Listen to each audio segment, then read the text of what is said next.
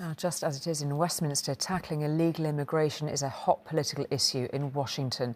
Now, on the border between the US and Mexico, around 60,000 people are waiting to cross north. The swelling crowds the result of a changing policy, creating a new headache for President Biden in a long-running crisis.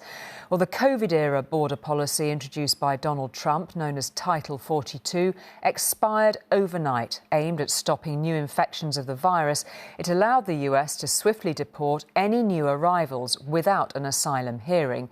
Now, just like in 2016, when Donald Trump's promise to build a border wall helped propel him to the White House, immigration is sure to be at the heart of next year's presidential election. The United States was built on immigration, yet here, the huddled masses yearning to breathe free are finding America's promise of liberty remains walled off. The rules of the immigration game are changing, but the dream of a new life endures. Each person has a story of hardship. Each views this border as salvation. This family is too scared to be identified, having fled death threats from Marxist rebels in Colombia. The mother, who is a nurse, was kidnapped, tortured, and given 2 days to leave the country. Her husband sums up their dilemma. Es más fácil arriesgar la vida acá que esperar allá que nos maten. Better to risk our lives here, he says, than stay there and wait for them to kill us. As they cross the Rio Grande, they enter a no man's land, the wrong side of the wall, but technically a few footsteps into the United States.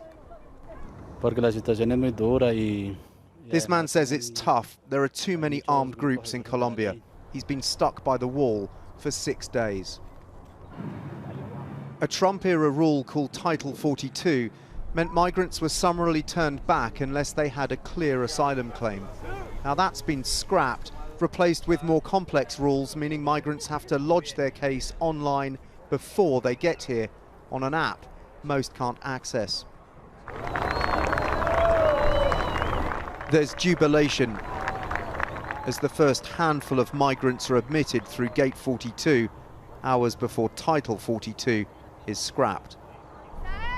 Most have travelled for months or years to reach this point, but now they must dump everything they own before they are processed.